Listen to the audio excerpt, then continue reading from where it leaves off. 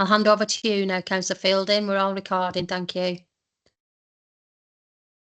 Afternoon, everybody. It's 12 noon on the 28th of July. This is the meeting of the Exec Cabinet Member for Adults and Community Housing. We've got a short agenda today. On the agenda, we don't have apologies, but I normally ask for them as a courtesy. Have we had anybody say they're not coming, Susan? Councillor Morgan's not coming, but Councillor Galloway's here in his place.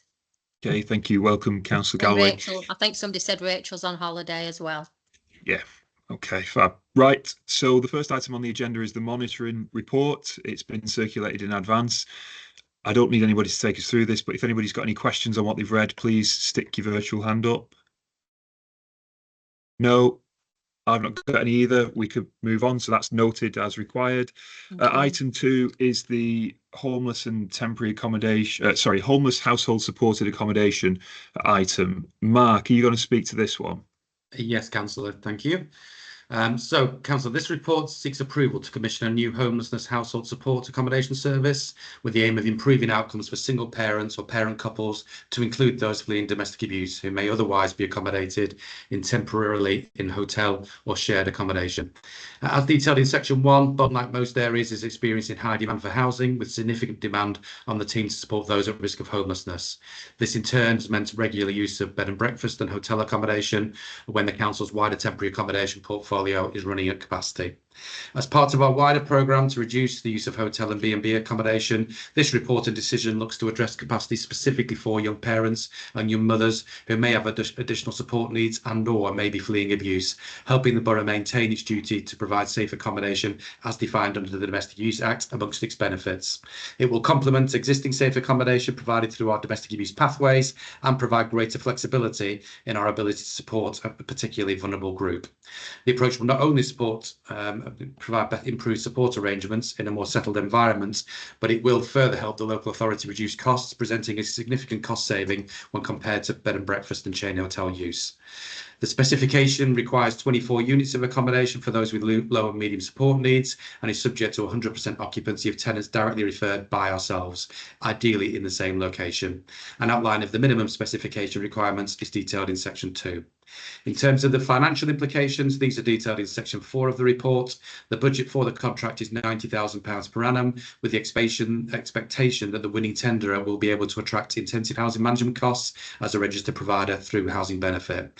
The contract requirements, which is issued through the Community Services Framework, one provider submitted a tender at £87,673. The panel reviewed the application and was satisfied it met value for money and quality requirements. The successful bidder was Great Places, a large social housing provider. Their property put forward has recently been decommissioned by Children's Services and is a single site with the required number of communal and individual properties.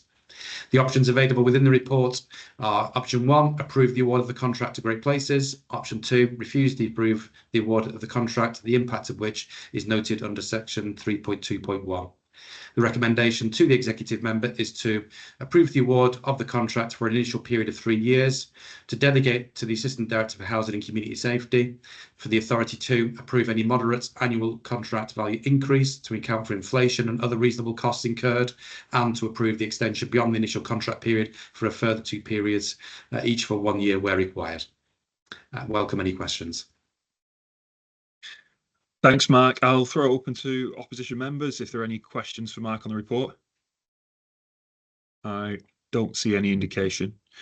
Okay, well, thanks, Mark. Obviously, a good piece of work. It's going to be paid for by the Homelessness Prevention Grant and save us quite a lot of money, but also provide a better service for a quite vulnerable group in that we'll be able to provide specialist support rather than being in a Premier Inn or a budget hotel somewhere, you know, that not necessarily in Bolton where that's not on hand. So better outcomes and a big chunk of money saved for the council too. Given there's nothing from opposition members, then I'm quite happy to approve the recommendation as set out in the report to award the contract with the other conditions and things that were set out. Thank you. I guess that's noted. All right, 4 minutes. Don't aim to get these over. I just feel like we're not giving people the money's worth when we do, but fairly straightforward. So yeah, thanks everyone for your attendance. Yeah. Okay. Very good. Thanks very much. Thank you. Thank you. Okay, thanks. Bye. Thank you. Bye-bye. Bye. Thank you.